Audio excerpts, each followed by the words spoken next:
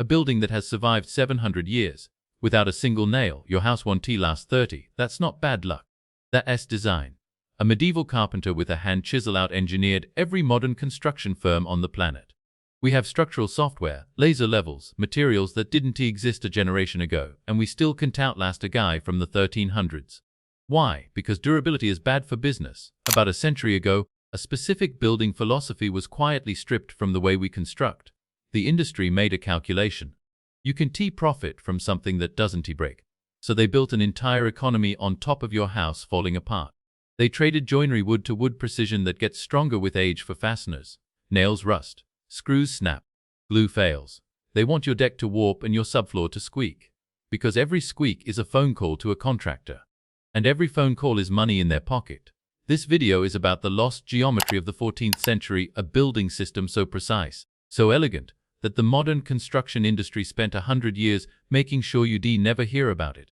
Once you see it, you will never look at a new build the same way again. Let's start with a number, 27. That's the average age of an American house when it hits its first major structural failure. Not a leak, not cosmetic damage, foundation cracks, rotting frames, load-bearing walls that can no longer bear load. Your house is supposed to outlast your mortgage. Statistically, it starts dying before you make the final payment. Now, before we go further, I want to address the most common objection. Critics call this survivorship bias. They say we only see the 700-year buildings because the bad ones collapsed centuries ago. It's a fair point. And it's wrong. Look at Godelon in France. Right now, today, a team of architects and engineers is building a 13th century castle using nothing but medieval tools and techniques. No modern materials, no shortcuts. They are documenting every joint, every beam, every load transfer in real time. Their conclusion after 30 years of live data. Ancient joinery distributes structural load more efficiently than any nail and bracket framing used in a modern suburb. Not theoretically, measurably. So why does the nail fail? Here's the physics. When you drive a steel nail into timber, you aren't building, you're re-executing. You're re-tearing through cellulose fibers, creating microscopic entry points for moisture. Wood is a living material. It breathes. Every summer it expands. Every winter it contracts. Over 10,000 cycles of heat and frost. That nail shifts. It creates a micro-void. And eventually, your house is held together by nothing but friction and hope. Now look at what the Japanese Maya Daiko temple carpenters figured out 1,000 years ago. They don't fight wood's natural movement. They weaponize it. Their through-tenon joints are calculated so that when the wood swells in summer humidity, the joint locks tighter, no metal to rust, no holes to rot. The Echu-Rigi temple has survived 300 years of earthquakes not because it's rigid, but because it's flexible enough to dance. Your nailed house is designed to snap. Theirs was designed to sway. But here's what makes it worse. It's not just the joints, it's the wood itself. Medieval carpenters worked with old-growth timber trees that grew slowly over centuries, dense with natural preservative resins. Today, lumber is fast-grown on industrial tree farms and kiln-dried in days. That process shatters the cellular structure of the wood, stripping out the resins that would have protected it naturally. They traded 50 years of natural seasoning for 5 days in an oven. Then they douse it in chemical treatments and call it durable.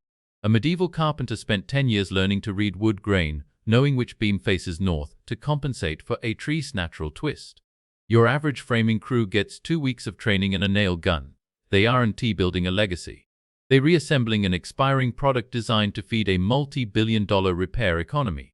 A global economy cannot grow if your house lasts 700 years. What they built wasn't just construction. It was planned obsolescence on the largest scale imaginable. So what exactly was joinery? And why was it so effective that a multi-billion-dollar industry had to quietly kill it? Here is the core distinction. A nail connects wood through violence. It punctures the fiber, tears the cellular structure, and holds everything together through brute friction. The wood has no say, it just gets invaded. Joinery is the opposite. It is a conversation between wood grain and geometry. No metal, no adhesive. Just precision measured to the millimeter, so that the joint itself becomes the skeleton of the entire structure. First, the dovetail joint. Look at that asymmetric angle. That's not decorative, that's advanced physics. The interlocking geometry means the harder you pull to separate it, the tighter the surfaces wedge together. It is mechanically impossible to destroy this joint under tension without destroying the wood itself. Medieval carpenters didn't just use this for drawers. They designed entire roof structures around the principle of the harder you pull, the stronger it holds. Your nail, by contrast, needs only a few years of rust and one firm pull, and it comes out like a rotten tooth. Second, the mortars and tenon. One protrusion, one cavity, fitted so tightly there is no room for air between them. Push it holds, pull it holds, twist it holds. A steel nail handles compression reasonably well. But under lateral stress, the kind your house experiences every time the wind loads a wall or the ground shifts beneath the foundation, the nail fails progressively. Each cycle, each season, each temperature swing loosens it by a fraction. Over 30 years, those fractions become structural failure. The mortise and tenon does the opposite. As the wood ages, the fibers compress and lock. The joint tightens. The older it gets, the harder it is to move. Third, the scarf joint. You need a beam 20 meters long. The forest gives you timber 10 meters at a time. A modern contractor solves this with a steel splice plate, metal bolted through wood, two different materials expanding and contracting at different rates, corroding from the inside. A medieval carpenter solved it differently. Two beams joined end to end in a precisely angled interlocking diagonal cut, sometimes pinned with a single wooden peg.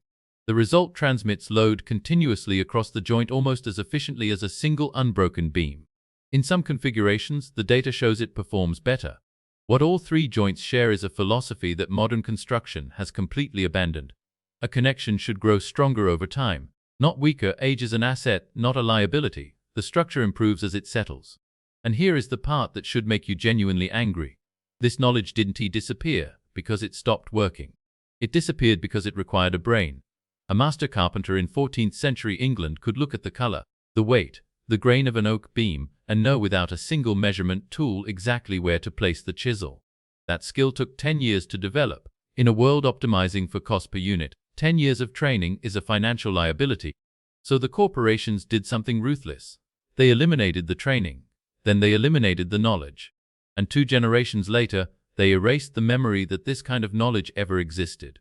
They replaced master craftsmen with nail gun operators who can be trained in 15 minutes. They turned carpenters into assembly line workers. And they left you with a house whose structural integrity is wagered entirely on the friction of cheap nails and the hope that it won't rain too hard. So we've established that joinery works. The physics are sound. The evidence is documented across 7 centuries and 3 continents.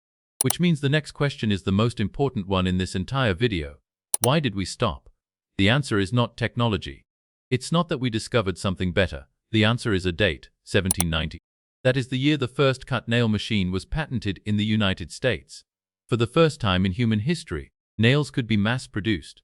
The price of a nail dropped 90% almost overnight. And with cheap nails came a ruthless calculation. Why train a carpenter for 10 years when you can hand any man a hammer and a bucket of cheap nails and have a wall framed by Thursday? But the nail machine alone didn't kill joinery. The real killer was a shift in what construction was for. Before 1800, a building was an asset. It appreciated. It became more valuable as it aged, as the joints tightened, as the wood hardened, as the structure consolidated. After 1800, a building became a product, and the supreme rule of product business is, it cannot last forever. It must fail, so you buy a new one. The final blow came in 1945. The Second World War ended. 16 million American soldiers came home, and the country needed housing immediately. The Levittown model was born. Identical houses built on assembly line principles, nail-framed, kiln-dried, sold with 30-year mortgages. William Levitt built 17,000 homes in 4 years. A medieval master carpenter might have built 3 in a lifetime. The speed was extraordinary. The quality was a disaster carefully concealed.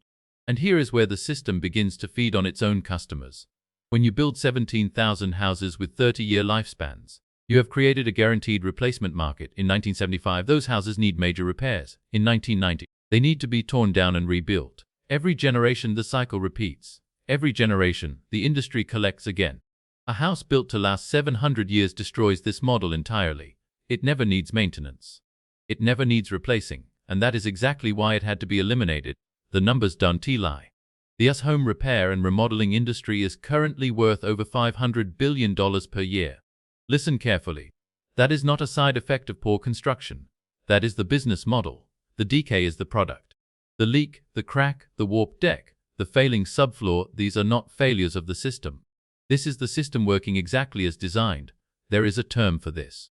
It was invented by General Motors in the 1920s to describe their strategy of releasing new car models every year, engineering last year's model to feel outdated.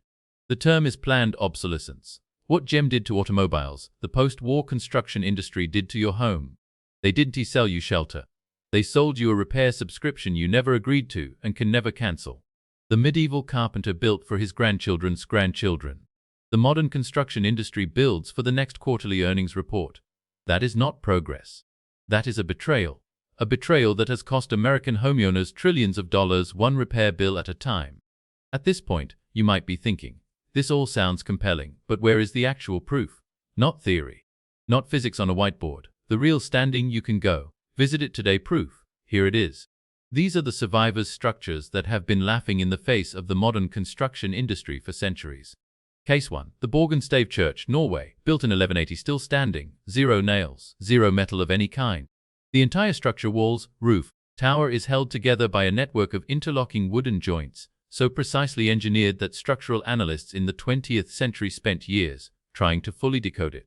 Their conclusion: the load distribution across the joint network exceeds the requirements of the most advanced modern American building codes.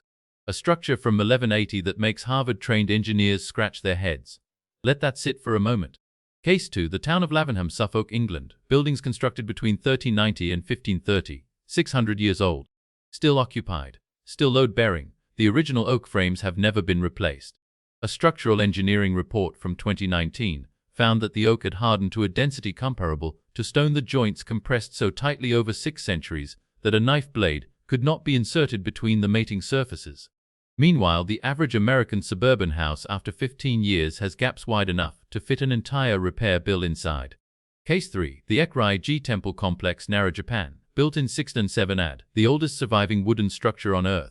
It has survived dozens of major earthquakes, including events that leveled modern reinforced concrete buildings within the same region. The reason is the flexibility of the joint system. When the ground moves, the temple moves with it, absorbing and redistributing seismic energy rather than resisting it. Your modern house resists. It snaps. The temple doesn't stand firm because it's rigid. It survives because it knows when to yield. Case 4, and this is the most damning of all. Gare de Lyon Castle, Burgundy, France. Construction began in 1997. A team of archaeologists, historians, and structural engineers set out to build a complete 13th century castle using only period-accurate tools and techniques. No modern materials, no shortcuts, every joint hand-cut, every beam hand-selected. After nearly 30 years of continuous construction and live measurement, the data from Gare de Lyon has become a landmark study in structural efficiency. The joinery system distributes load 17% more efficiently than equivalent modern timber framing. In an industry that cuts corners to save 1% on material costs, 17% discarded efficiency is not progress. That is a criminal indictment of our regression. 4 case studies, 4 countries, 4 centuries. One conclusion: the knowledge worked, it still works. The only thing preventing it from being used today is profit. The modern construction industry does not want you to have a house that lasts 700 years, because that means losing you as a customer permanently. And here is the most absurd part of all. Every one of these structures was built without a permit, without a building inspector, without engineered drawings stamped by a licensed professional. They were built by craftsmen who spent their lives learning to read wood, to work with it, to respect it, to understand it at a level no 2-week orientation can produce. Their work has outlasted every building code ever written. Every single one. So now you know the truth. You know what was taken, who profited from taking it, and the trillion-dollar price tag that American homeowners have been paying ever since, one repair bill at a time, assuming that was just the natural order of things. The question is, what do you do with that truth? I am not going to tell you to tear your house down and start over. That would be absurd. And anyone who tells you otherwise is trying to sell you something. But there is a quiet revolution you can start today. It begins with a standard. We are the only civilization in recorded history that has decided 50 years is good enough for a house. But good enough was never designed for you. It was designed for quarterly earnings reports. So the next time a contractor quotes you for a repair, don't just ask how much. Ask why. Why is this beam rotting? Why is this nail loose? Why is this joint failing? If their answer is to replace the nail in the same hole, they are selling you a subscription, not a solution. Demand the root cause, even if it costs more today, because it will cost you nothing in 10 years.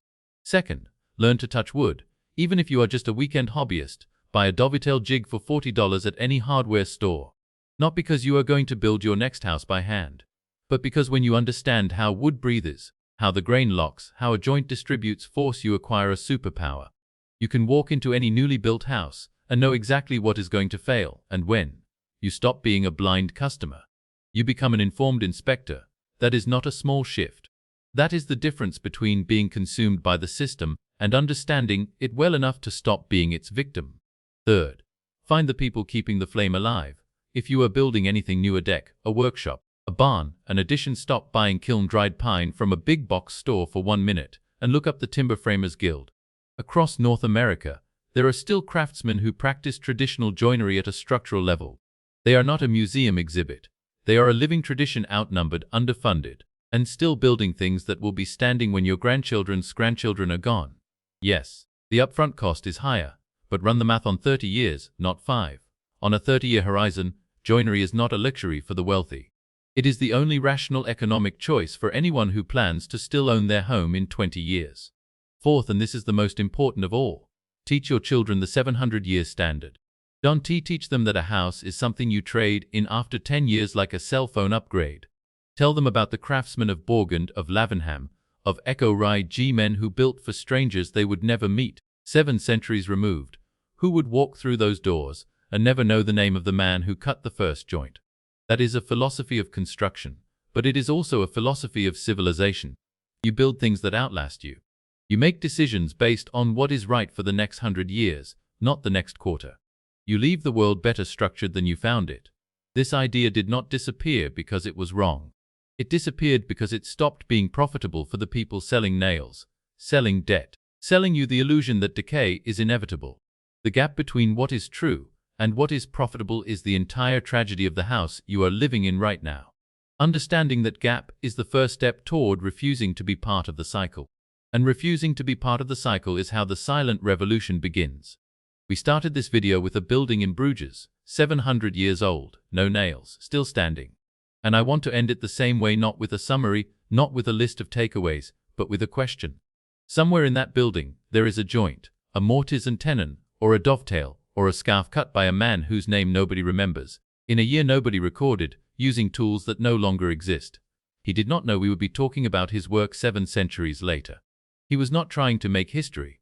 He was just doing his job to the standard that his craft demanded. The standard that said, this must last. Nobody builds like that anymore. Not because we can, but because we decided collectively, economically, systematically that we would. That decision has consequences. You are living in those consequences right now. Every squeak in your subfloor, every crack in your drywall, every repair bill sitting on your kitchen table. Those are not accidents. Those are choices made by people you will never meet, for reasons that had nothing to do with your house and everything to do with their bottom line. Knowing that does fix your house. But it changes what you demand from the people who build and repair it. It changes what you teach your children. It changes what you consider acceptable and what you refuse to accept any longer. That unnamed carpenter in Bruges held a standard. It lasted 700 years. The least we can do is remember that the standard existed. If this video made you think differently about the walls around you, share it with someone who owns a house. Not to make them angry, but because informed people make better decisions. And better decisions, made by enough people, is how standards change. One conversation at a time, one house at a time. There is a lot more where this came from. The same story of knowledge that was buried, of craftsmanship that was replaced by profit, runs through medieval iron, through Roman roads, through the cooling systems that kept buildings livable for 1,000 years without electricity. If any of that interests you, it is all here. And if you want to make sure you don't miss the next one, you know what to do.